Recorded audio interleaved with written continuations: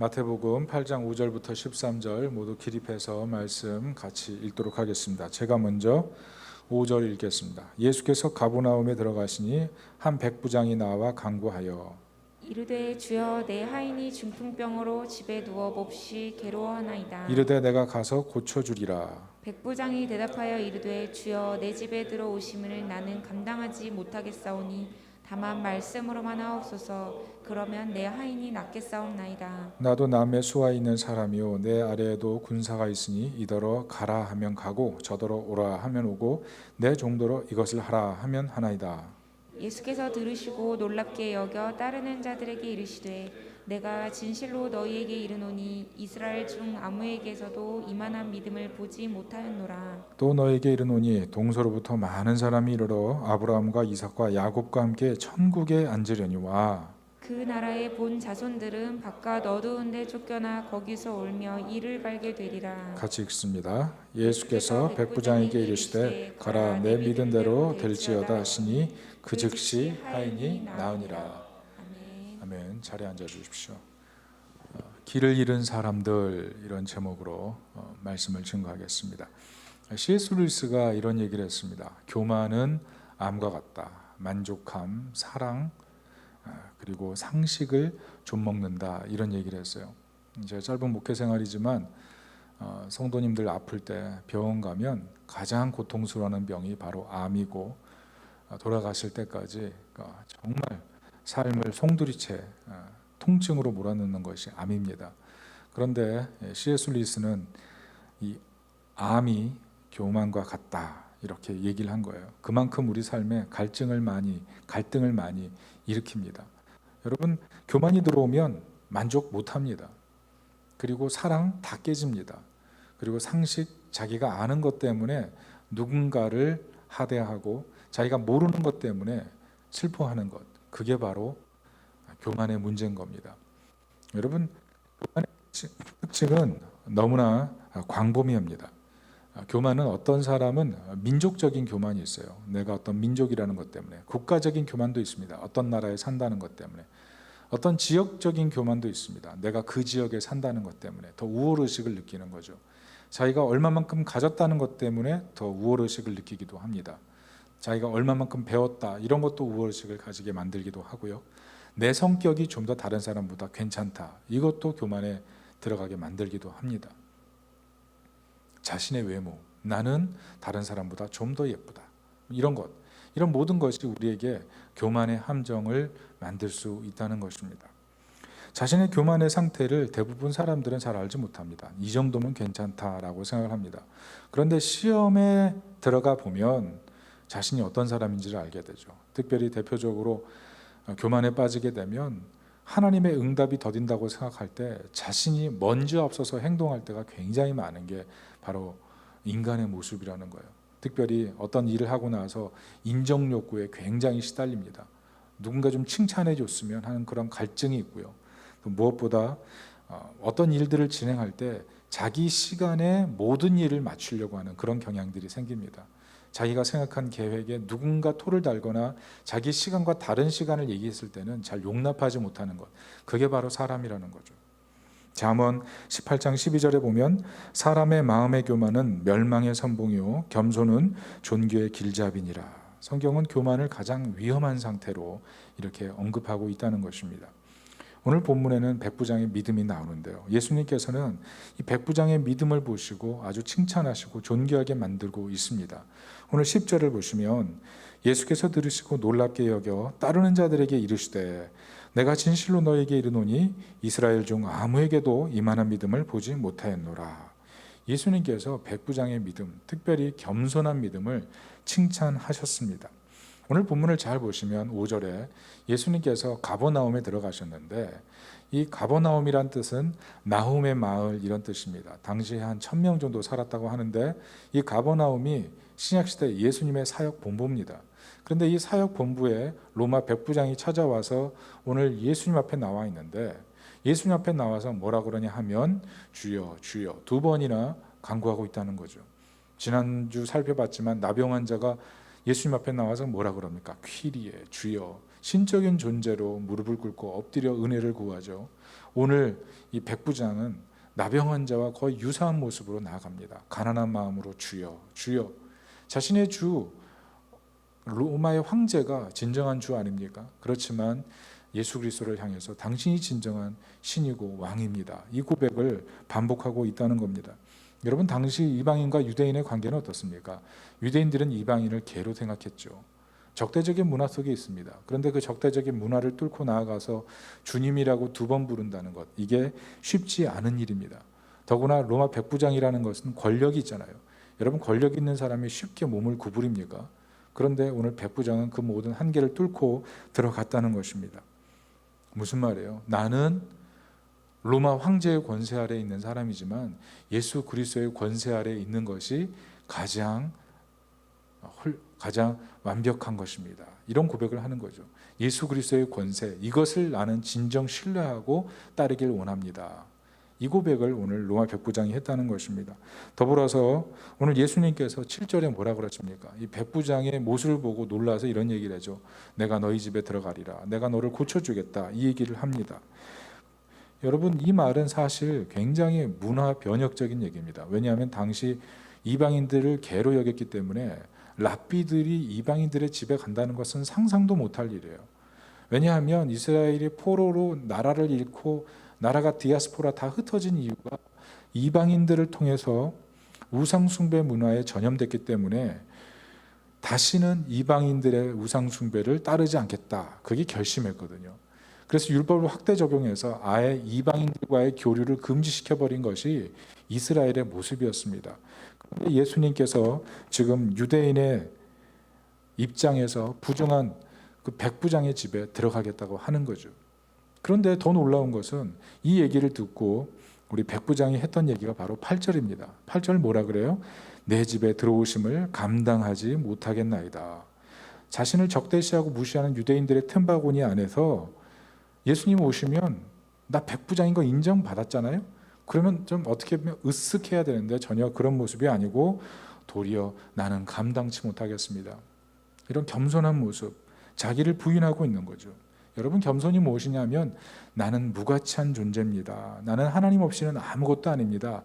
이것이 바로 겸손이죠. 욥이 뭐라고 그럽니까? 환난과 고난 당했을 때 티끌과 재 앞에서 하나님 앞에 나가지 않습니까? 이사야는 뭐라 그래요? 하나님의 임재를 보고 화로다 나여 망하게 되었나이다. 나는 입술이 부정한 자입니다. 이렇게 고백하죠. 바울은 어떻게 말합니까? 성도들 중에 지극히 작은 자입니다. 나는 죄인 중에 괴수입니다. 이런 고백을 하지 않아요? 여러분, 은혜가 어디서부터 흘러나옵니까? 이렇게 나는 아무것도 아닙니다. 이 고백 아래서 인생의 변화가 임한다는 거죠. 매튜엘리라는 신학자는 이런 얘기를 했습니다. 우리가 하늘에 갈 때 그쪽에 갔을 것이라고 생각하는 사람이 그곳에 없음으로 인해서 놀랄 것이다. 우리 흔히 이렇게 얘기하죠. 천국에 가면 3번 놀란다고요. 있어야 될 사람이 없고 없어야 될 사람은 있고 그리고 내가 있음으로 인해서 놀란다고요. 그렇습니다. 우리가 천국에 가서 느낄 수 있는 감정은 지극한 겸손일 거예요. 그 많은 허물에도 불구하고 천국에 들어와 있다는 자체 때문에 얼마나 감격하고 겸손히 주님을 섬기겠습니까? 사랑하는 여러분, 우리가 인생을 살면서 나는 무가치합니다. 하나님 없이는 내 인생에 가치가 없습니다. 이런 겸손한 고백을 가지고 인생을 살 수 있기를 예수님의 이름으로 축복합니다. 본문은 하나님은 이런 겸손한 믿음을 가진 이를 높여주시고 계십니다. 10절을 우리 다시 한번 읽어볼게요. 시작. 예수께서 들으시고 놀랍게 여겨 따르는 자들에게 이르시되 내가 진실로 너희에게 이르노니 이스라엘 중 아무에게도 이만한 믿음을 보지 못하였노라. 예수님께서는 이 겸손한 믿음을 칭찬하셨는데요. 우리가 이 믿음 가지길 원합니다. 그런데 놀라운 것은 예수님께서 이 믿음을 가진 백부장을 향해서 뭐라고 말씀하셨냐면 11절에 본 백성들은 하나님 나라 잔치에 들어올 수 없지만 이렇게 겸손한 믿음을 가지고 나오는 이방인들은 하나님 나라 잔치에 참여할 것이라고 11절에 말씀하셨다는 겁니다. 왜 그래요? 8절의 백부장의 고백 때문에 그렇습니다. 8절의 고백이 뭡니까? 다만 말씀으로만 하옵소서. 예수님이 참 하나님이십니다. 이 고백이죠. 여러분, 백부장이 뭐라 그럽니까? 자신에게도 종이 있는데 가라 하면 가고 멈추라 하면 멈추고 오라 하면 오는 것이 종인데 예수님께서 말씀하시면 당신이 하나님이시기 때문에 질병도 떠나갈 것입니다. 이 고백을 지금 예수님 앞에 드렸다는 것입니다. 그래서 13절에 무엇이라고 하십니까? 같이 읽어봅니다. 시작. 예수께서 백부장에게 이르시되 가라 내 믿은 대로 될지어다 하시니 그 즉시 하인이 나으니라.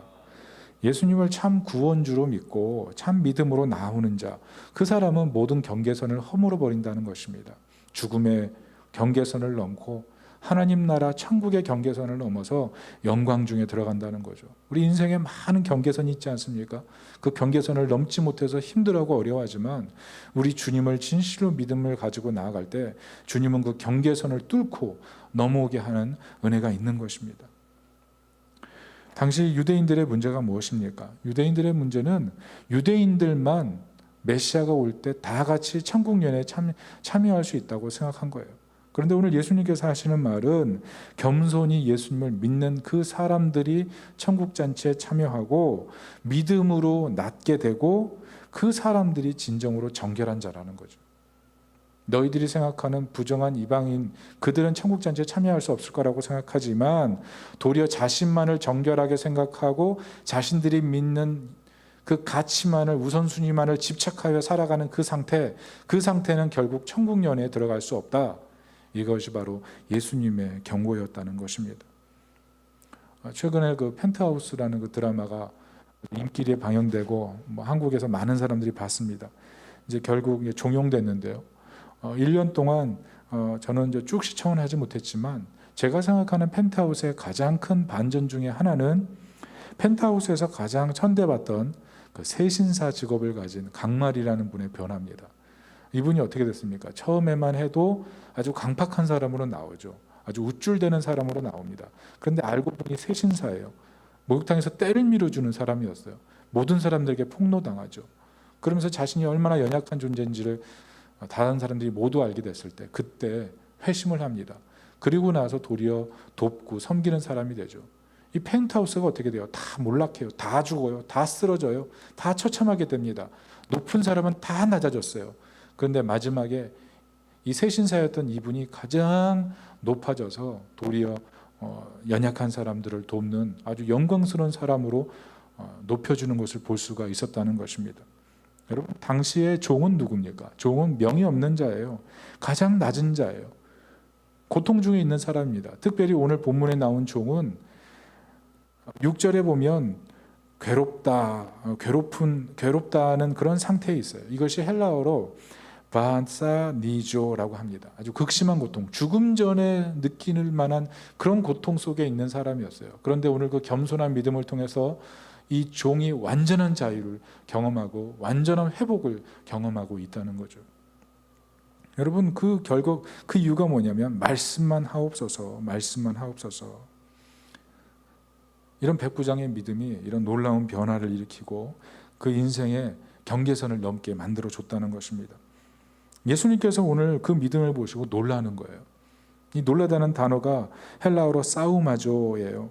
보통 사람들이 깜짝 놀라다 할 때 이 사우마자라는 단어를 쓰는데 예수님께서 오늘 백부장의 믿음을 보시고 이렇게 깜짝 놀라셨다는 겁니다.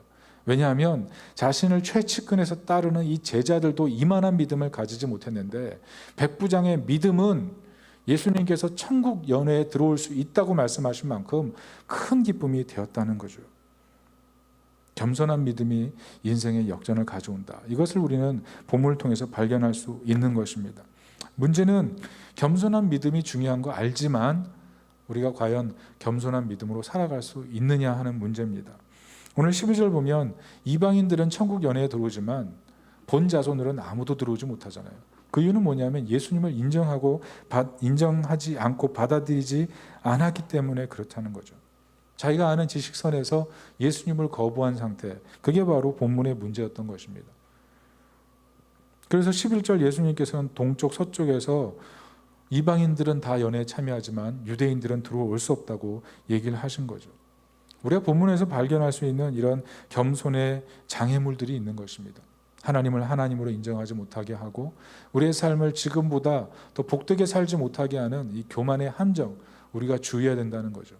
특별히 본문에 나와 있는 겸손의 장애물이 뭡니까? 세 가지인데요. 먼저는 종교적 장애물, 그리고 신분지위의 장애물이 있습니다. 여러분, 자기가 의롭다고 생각하는 사람은 그 의로움 때문에 누군가를 끊임없이 공격하고 정죄할 수밖에 없습니다. 오늘 유대인들이 그렇지 않았습니까? 자신이 선민이라는 생각, 자신들이 더 율법을 가졌기 때문에 정결하다는 생각, 자신들이 하나님을 선택받았기 때문에 더 우월하다는 생각, 실제로는 정결하지 않았잖아요. 그런데 그런 교만의 장애물이 있다는 거죠. 그리고 뭐 백부장도 마찬가지 아닙니까? 그렇게 종교적인 장애물을 가지고 자신을 바라보는 그 유대인들 앞에서 그 장애물을 뚫고 예수님 앞에 나아가는 것은 쉬운 문제가 아니었습니다. 그리고 신분주의의 장애물이 있죠. 여러분, 지위가 높은 사람이 쉽게 호락호락 낮아집니까? 도리어 자신을 부담스럽게 하는 사람들을 흩어버리려고 하는 게 바로 힘 있는 사람의 모습 아니에요? 그런데 오늘 백부장은 그 한계를 다 넘어서더라는 거죠. 우리가 그런 것들을 조심해야 되는 겁니다. 유키즈 언더블럭이라고 유재석 씨가 참여해서 리드하는 그런 프로그램이 있습니다. 제가 가끔 그것을 보는데 최근에 백미경 작가라는 분이 나왔어요. 유수의 드라마의 작가라서 유명한데요. 이분이 그런 얘기를 했어요. 최근에 찍었던 그 드라마의 대본을 만들기 위해서 많은 사람들을 만났는데, 특별히 자신이 최근에 했던 최인류 부자들의 삶을 다룬 드라마를 만들기 위해서는 우리나라 1%의 부자들을 만나야 했다는 것입니다. 그 1%의 부자들을 만나서 듣고 싶었던 얘기는 그 사람들이 보여주는 모습이 아니라 그 사람들의 뒷면에 있는 그 어두운 얘기를 듣고 싶었다는 거예요. 그런데 그들을 만나자마자 후회했답니다. 왜냐하면 그들이 그 뒷면에 있는 얘기를 해주지 않았기 때문에. 그래서 잘못 찾아왔다, 이런 생각을 했다는 거죠. 여러분, 자신이 다른 사람보다 무언가 가지고 있다는 것, 그런 마음을 가지고 있는 사람들이 쉽게 겸손히 자신의 허물과 약점을 드러내지 못한다는 것, 그게 바로 장애물이라는 것입니다. 더욱이 문제는 문화적 장애물도 있다는 것입니다. 여러분, 당시 겸손이라는 것은 우리가 볼 때 괜찮은 덕목이라고 이렇게 생각할 수 있을지도 모릅니다만, 그 당시 사회에서는 겸손은 그렇게 뛰어난 문화적 덕목은 아니었다는 겁니다. 그 당시가 그리스 헬라 문화 시대인데, 그리스 헬라 문화는 결국 아리스토텔레스로 정리되는 것 아니겠습니까? 그런데 아리스토텔레스가 무슨 얘기를 했냐면, 겸손이라는 것은 분노와 무관심의 중간 정도의 나약한 정신이다, 이렇게 얘기를 했습니다. 중용 정도다, 이렇게 얘기했다는 거죠. 특별히 로마 사회에서는 그래서 겸손은 경멸의 대상이었습니다. 왜냐하면 로마인은 승리, 그리고 로마인은 어떤 영웅적인 삶, 이런 것들이 자랑할 거리였지, 겸손이라는 것은 도리어 필요 없는 아주 그냥 하찮은 것으로 이해를 했다는 거예요. 자신의 우월함을 보여주고 그것으로 인정받는 것, 그것을 최고의 영광으로 생각했던 문화가 로마 문화였다는 것입니다. 자랑, 그게 모토인 거죠. 이것이 제가 볼 때는 현대 사회의 가장 큰 문화 중에 하나인가 생각합니다. 여러분, 자랑할 것이 있어야 만족하지 않습니까? 남들보다 뭐가 있어, 뭘 갖고 있어, 무엇을 자랑할 만한 것이 있어, 이것이 있어야 불안감이 적어도 사라지고 이것 때문에 만족하려고 하는 그런 갈망이 있어서 계속 추구하는 모습, 그게 우리에게 있다는 거예요. 착하고 겸손한 모습, 이거 별로 인기 없습니다. 현대사회에서 착하게만 하고 다른 사람들에게 양보만 하고 이런 사람들 정말 그렇게 인기 있고 그 사람이 인생의 전부야, 그렇지 않다는 거죠. 심지어 영화에서도 착하고 이런 사람보다는 도리어 착하면서 도리어 폭력적인 사람, 착하면서 자랑할 것이 많은 사람, 돈이 많든지 지위가 높든지 이러면 인정해 주는데, 착하기만 한 사람, 이런 사람은 필요 없는 사람, 이게 현대사회의 이야기라는 거예요. 특별히 오늘날 청년들의 고백이 뭡니까? 그러니까 세상 살면서 필요한 거, 생존 무기가 필요하다는 거죠. 그래서 스펙을 많이 쌓아야 된다는 거예요. 정말 열심히 시간 내서 학원 다니고 학교 다니면서도 부지런히 미래를 위해 준비합니다. 왜냐하면 사회가 자신 옛날처럼 몇 개만 가지고, 몇 개 자랑할 거리만 가지고 성공할 수 있는 시대가 아니라는 거죠. 그래서 기성세대에 대한 분개심도 있고요. 특별히 이 친구들이 정치에 관심이 많습니다. 왜냐하면 그쪽에 힘이 있거든요. 그리고 이렇게 세상을 만들어낸 그들이 어떻게 만들어 가는지를 보면서 유심히 관찰하는 모습들이 있다는 거죠. 힘이 있는 것, 그것이 정말 중요하다는 것을 정말 일찍부터 깨닫고 어떻게 살아야 될까, 이런 고민을 하고 있는 게 지금 이 시대의 청년들의 고민이라는 것입니다. 특별히 대표적인 저는 그 요즘 문화 중에 하나가 바로 문신이 아닌가 싶습니다. 여러분 문신 어떻게 생각합니까? 어떤 분은 살면서 큰 상처나 아픔이 있기 때문에 어쩔 수 없이 하시는 분들도 있습니다. 그러나 어떤 분들은 그런 것과 상관없이 의도적으로 자신의 힘을 보여주기 위해서 문신을 하는 분들도 있습니다. 그런데 왜 힘을 보여주려고 해요? 내가 생각보다 힘이 없다는 것을 숨기고 싶기 때문에 그런 거 아니겠습니까? 결국 두려움이 있는 어떤 자랑거리로 내 몸에 무엇인가를 새기려고 하는 것은 결국 나중에는 별로 유익이 되지 못합니다. 제가 문신을 했던 많은 분들 아는데요. 그분들이 한결같이 나이 들어서 하는 말이 내가 왜 했을까 후회합니다. 왜냐하면 그때는 그게 힘이 되고 자랑거리가 되지만 나이 들어서까지 힘으로 자랑할 사람은 없잖아요. 나이 들어서는 도리어 그렇게 한 것이 내가 왜 그때 그랬을까? 그게 진정한 자랑이 아닌데 이런 생각해서 도리어 지우려고 한다는 거죠. 인생이 똑같습니다. 내가 지금 생각하는 어떤 자랑거리, 누군가가 와 해주는 그런 자랑거리가 우리 인생의 영원한 만족이 되지 못한다는 것. 그게 바로 우리 인생의 문제라는 것입니다. 내가 자랑하는 것. 그게 결국 내 인생의 진정한 즐거움이 되는 게 아니라 때로는 내가 집착하는 그것이 나를 종으로 만들어 버린다는 거죠. 성도들은 어떻습니까? 어떤 분들은요 그리스도인이 된 것들 많이 후회해요. 왜냐하면 그리스도인이 되면 세상에서 자기 마음대로 살 수가 없을 때가 많거든요. 겸손히 자신을 낮추고 이렇게 섬기는 모습보다는 도리어 지배하고 어떤 때는 막 후려치고 어떤 때는 힘 있는 거 보여서 문제를 풀어가고 이런 것들이 더 시원시원하게 보이기 때문에 그래요. 다시 말해서 세상 사람들이 가지고 있는 뭔가 자랑할 만한 그것이 나에게도 있어야 만족할 수 있는 사회, 그런 사회를 우리가 살기 때문에 그리스도인들도 그것을 향해서 맹목적일 때가 많다는 것입니다. 기독교 지도자들도 다름이 없는 것 같아요. 힘이 있어야 된다.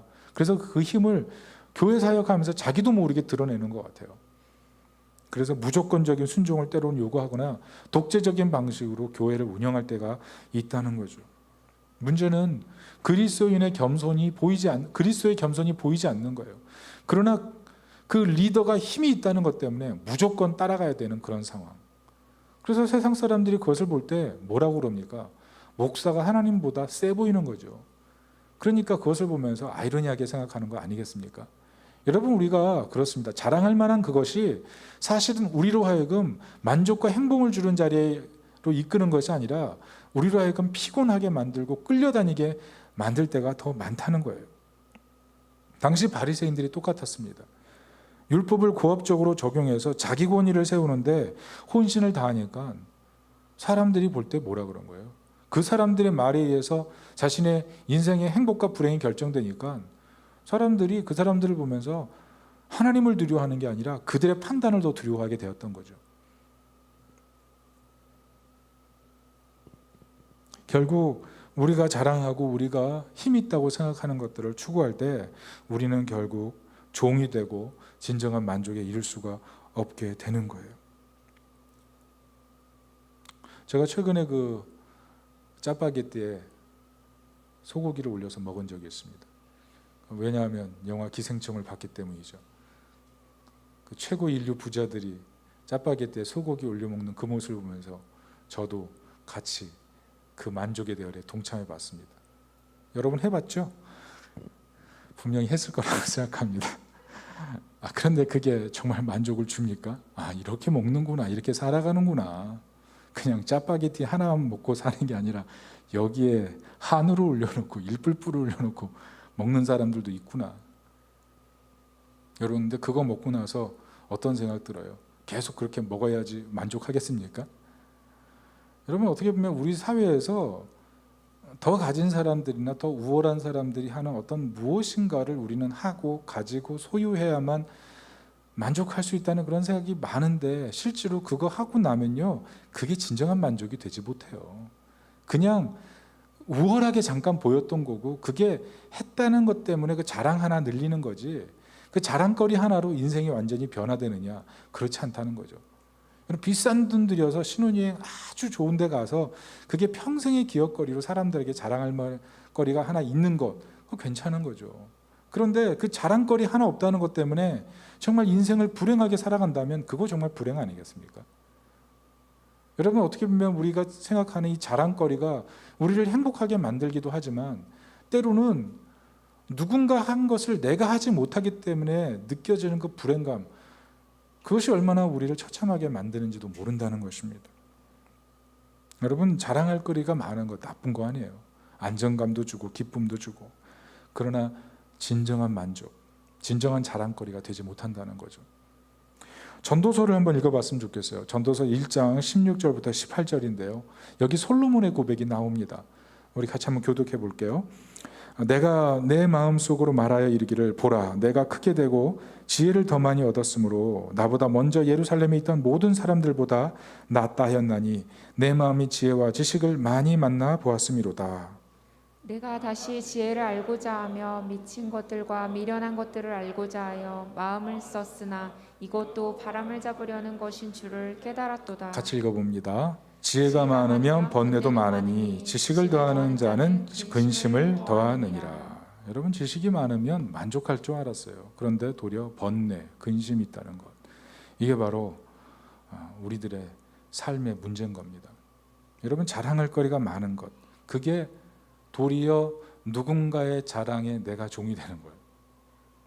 그 자랑거리가 없음으로 해서 내가 피곤해지는 것. 교회 와서 신앙생활을 잘 못하는 분들 중에 그런 거 있어요. 내가 자랑할 것이 별로 없어서 교회 오는 게 재미가 없는 거죠. 여러분, 우리가 그러게 살아가요. 이게 세속문화의 한계고 우리는 이 세속문화의 한계 속에서 계속 상처받고 사는 거예요. 여러분, 상처가 많습니다. 우리가 의외로 너무나 상처가 많아요. 그것 때문에 슬픈 마음이 있어요. 다 인생을 살아가면서 왜 이렇게 된 걸까요? 우리가 이 문제를 해결해야 되지 않겠습니까? 이 문제를 해결하지 않고서는 정말 믿음 안에서 살아가는 그 행복도 모르고 세상 속에 살면서 계속 그냥 치이보고만 살게 될 거예요. 오늘 우리가 본문에서 깨달아야 될 것이 바로 이 문제인 것입니다. 제가 최근에 영화 블랙 위도우를 봤어요. 이 블랙 위도우 영화를 다 얘기해 드릴 수는 없고, 그 주인공이 한 일이 뭐냐면 킬러로 길러진 이 불쌍한 여인들을 해방시키는 겁니다. 그래서 그 여인들이 그리고 이 블랙 위도우를 추앙해서 자신들의 리더로 인정하게 되는 뭐 그런 모습이에요. 그런데 그때 이 블랙 위도우, 이 주인공이 한 일이 뭐냐면 또 다른 친구들을 돕기 위해서 호련히 혼자 떠나가는 겁니다.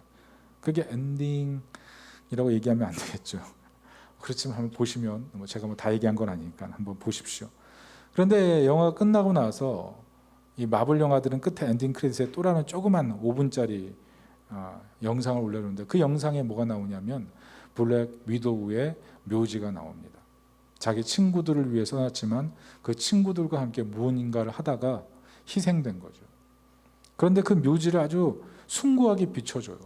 왜냐하면 블랙 위도우가 그냥 죽은 것이 아니고 우주에 있는 수많은 생명들을 살리기 위해 자신을 희생했기 때문이라는 거죠.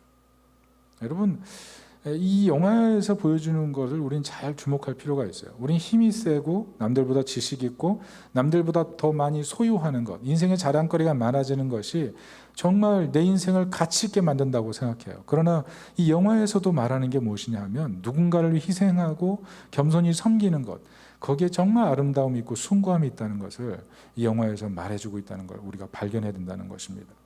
그런데 복음이 무엇이냐 하면 예수님께서 이 땅에 오셔서 세상을 구원하신 방법이 뭐냐 하면 자랑이 아니라 겸손이셨다는 것입니다. 여러분, 예수님께서는 힘이 있으셨기 때문에 왕이 되실 수 있었어요. 종교 지도자들보다 더 뛰어난 학식이 있었기 때문에 종교 지도자들의 리더가 되실 수도 있었습니다. 탁월한 전략가시기 때문에 군대를 조직할 수도 있었어요. 근데 예수님께서 그렇게 하지 않으시고 자신을 내어주시고 사람들을 위해 죽으시고 우리를 구원하셨다는 거예요. 그 방법이 오직 겸손이셨어요. 왜?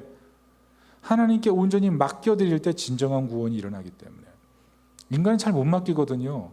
내가 자랑할 거리를 어떻게 해서든 만들어야 내 만족이 되거든요. 근데 하나님이 우리에게 진정한 만족을 주실 수 있다는 사실을 예수님 믿으셨기 때문에 자신의 목숨을 내어 맡기시고 하나님의 구원에 모든 것을 거신 거죠. 예수님의 그 겸손한 맡김, 겸손한 믿음, 그것이 우리를 구원하는 힘이 되셨던 거예요. 우리가 정말 예수님의 그 구원 사실 복음을 믿는다면 우리도 인생을 살아가는 방식이 바뀌어야 되는 거죠.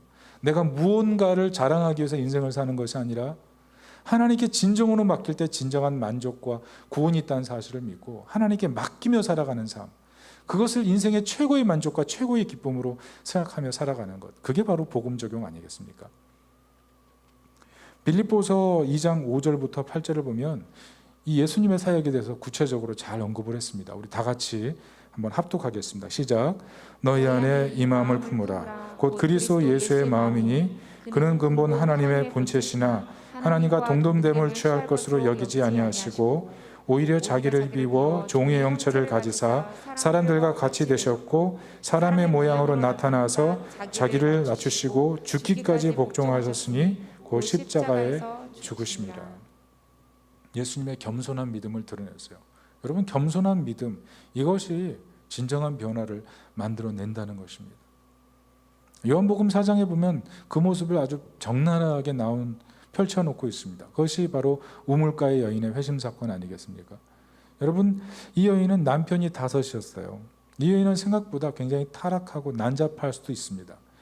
그런데 꼭 그녀 탓만은 아닐 수 있어요. 왜냐하면 고대 근동에서 이혼은 남성의 특권이었습니다. 남성이 이혼을 대부분 시키는 거지, 여성이 나 나가 살래 할 때 물론 이혼 증서 주긴 하죠. 그렇지만 그럴 수 있는 사회가 아니라는 거죠. 어떻게 보면 희생당하고 이용당하고 버려진 여자가 바로 이혼일 수 있다는 것입니다. 가장 불행한 삶. 어떻게 보면 한 동네를 살아가지만 그 동네 모든 사람들이 수군거리고 부끄러움을 평생 안고 살아가야 되는 삶. 누군가의 또 버림받기 싫어서 지금 결혼한 상태가 아니지만 그러나 외로움을 참을 수 없어서 누군가와 동거하고 살아가는 삶. 이게 바로 이 여인의 삶이었다는 거죠. 근데 예수님께서 이 여인을 어떻게 하십니까? 부끄럽게 하지 않으십니다. 도리어 이 여인을 기다리셨어요.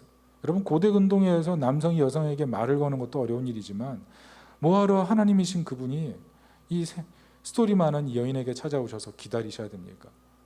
근데 예수님께서는 겸손히 그녀를 기다리시고 그 당시 그 사회 문화의 자리에서 바라보는 그 여인의 모습으로 예수님 보지 않고 하나님께서 사랑하시는 그 모습으로 이 여인을 그대로 겸손히 바라보시고 그 여인을 구원해 내시잖아요.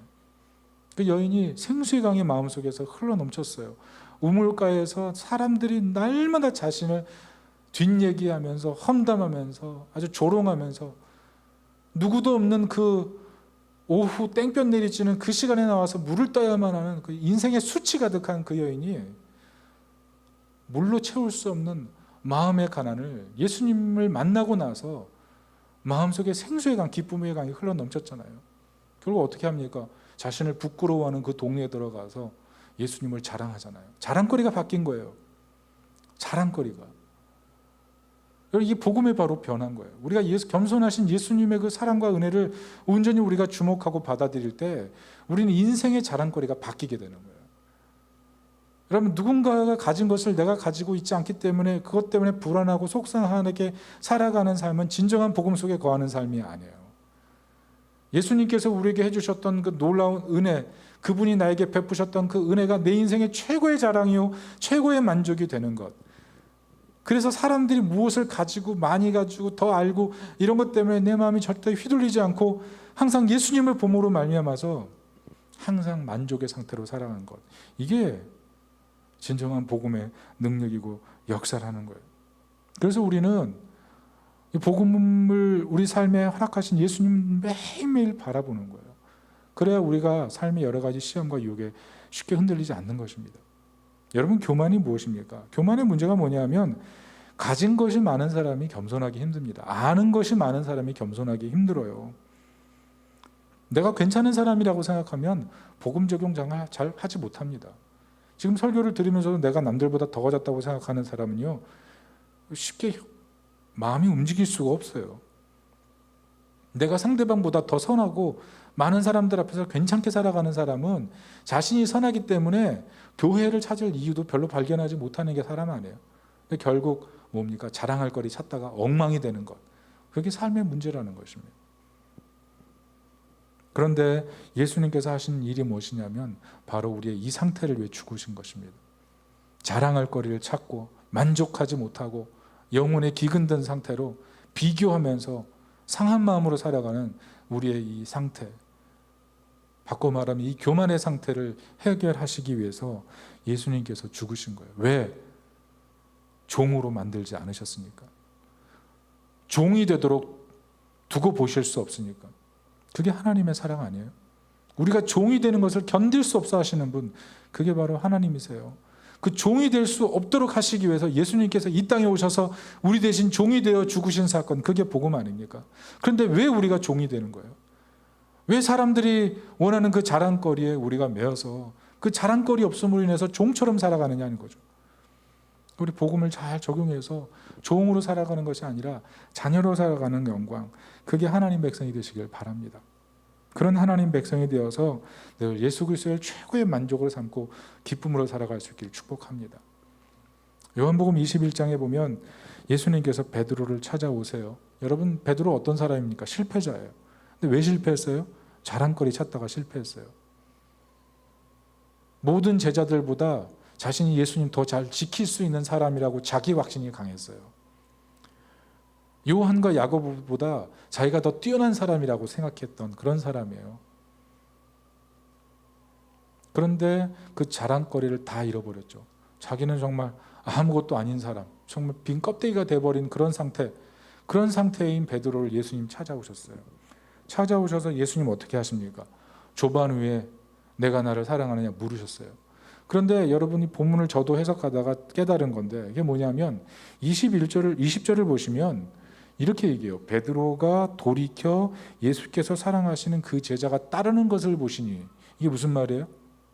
조반을 먹은 후에 제자들과 다 함께 무리지어 있을 때 예수님께서 베드로를 향해 내가 나를 사랑하느냐 이렇게 묻지 않으셨다는 거죠. 자랑거리 찾다가 와사삭 무너져 버린 그 베드로를 향해서 예수님께서 많은 사람 앞에서 너 그 모양 그 꼴로 살래? 이런 느낌으로 예수님께서 내가 나를 사랑하느냐 물으신 것이 아니고, 조반 먹은 후에 다 걸어갈 때 예수님께서 베드로와 함께 동행하시면서 예수님께서 물어보신 거예요. 내가 나 사랑하니? 내가 나 사랑하니? 그 얘기를 뒤에서 요한이 따라오면서 다 들었던 거예요. 그것을 기록했다는 거죠. 여러분, 여기서 우리는 예수님의 그 겸손하고 사랑 많으심을 발견하게 됩니다. 제자들 앞에서 그 자랑거리 찾고 인생의 자랑거리 찾다가 실패한 그 모습을 향해서 예수님께서 다시는 그러지 마, 그렇게 얘기하신 것이 아니고, 내가 나를 사랑하느냐? 사랑하는 그 마음 있으면 돼. 괜찮아. 너 그동안 많이 자랑거리 찾으려다 힘들었잖아. 근데 그렇게 실패한 모습까지 내가 사랑하고 그 모습을 위해 내가 죽었지 않니?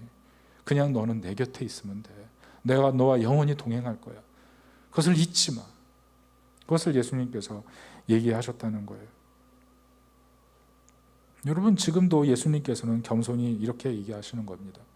겸손하게 십자가에 오르셨던 예수님께서 삶의 무거운 짐을 지고 인생을 피척피척거리면서 세상 속에서 자랑할 거리 별로 없어서 힘들어하는 우리를 향해서 내가 너와 동행하기 위해서 내가 죽지 않았니? 내가 너와 동행하기 위해서 지금도 있지 않니? 이렇게 예수님 말씀하시고 우리에게 찾아오신다는 것을 알아야 된다는 겁니다. 우리가 할 일이 뭐예요? 하나님을 잃어버리게 만들고 예수 그리스도의 사랑을 잃어버리게 만드는 내 자랑의 위험을 깨달아야 되는 거예요. 예수님께서 진정한 만족되시고 나의 최고의 자랑이 되시도록 예수님을 의지하고 예수님 바라보는 것, 그게 우리의 모습이 돼야 된다는 것입니다.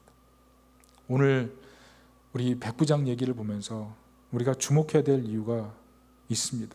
그것은 이 겸손한 믿음을 가지고 이 백부장이 어떻게 나아가고 있어요? 이 겸손한 믿음을 가지고 예수님께 나왔는데 결국 혼자의 힘으로 일어설 수 없는 누군가를 일으켜 세우잖아요. 여러분, 우리 모두도 혼자 힘으로 일어선 사람이 여기 아무도 없어요. 누군가가 도와줬기 때문인데, 오늘 이 본문에서 백부장은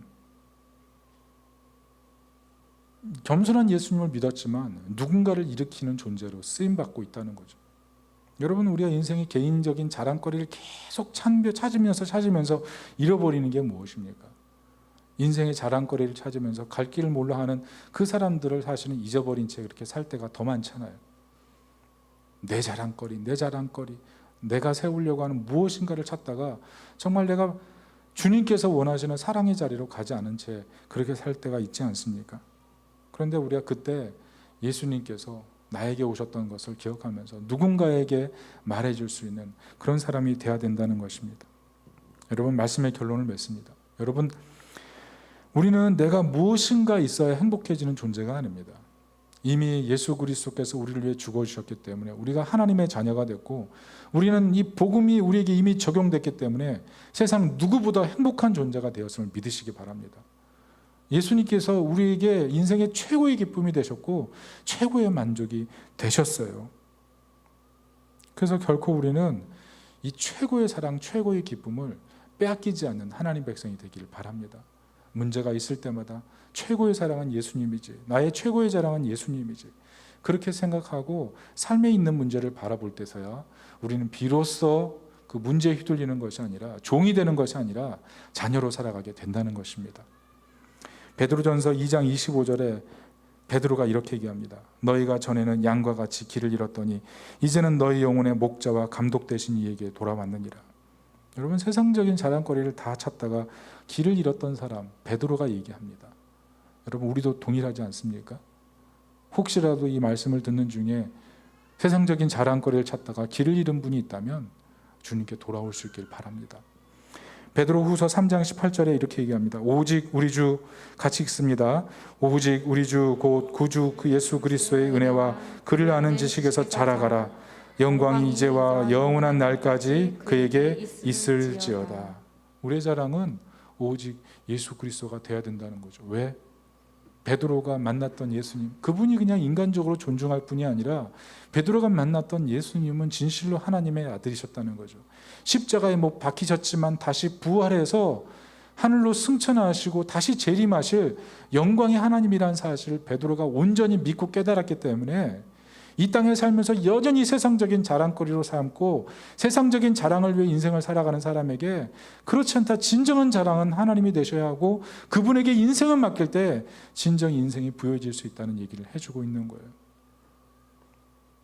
여러분, 하나님께 온전히 맡긴 삶, 그 안에 진정한 만족이 있는 것입니다. 오늘 이 설교 뒤에 은혜라는 찬양을 할 건데요, 이 노래 가사가 무엇입니까?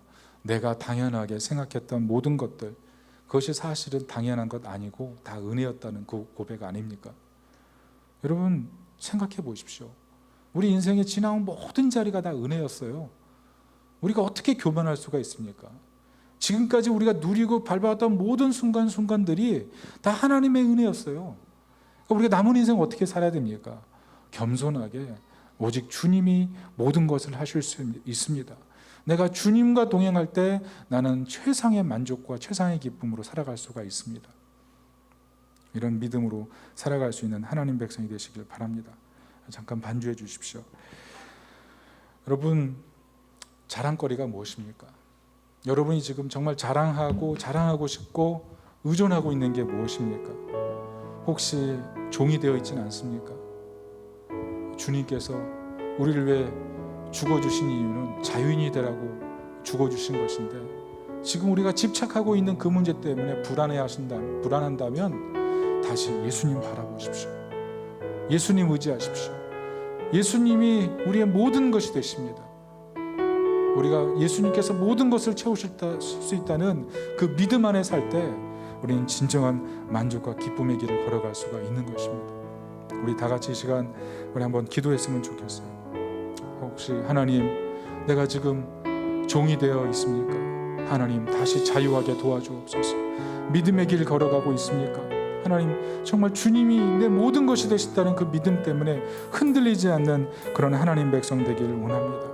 하나님, 내가 알고 있는 것, 내가 의지하는 것 때문에 주님을 떠나서 길을 잃어버렸다면 하나님, 다시 길을 찾도록 인도하여 주시옵소서. 하나님, 내가 베드로와 같이 실패자였습니다. 그러나 주님으로 인해서 회복되었습니다. 남은 인생 끝까지 주님을 최상의 나의 만족으로 생각하고 살아가도록 인도하여 주옵소서. 우리 다 같이 기도하겠습니다.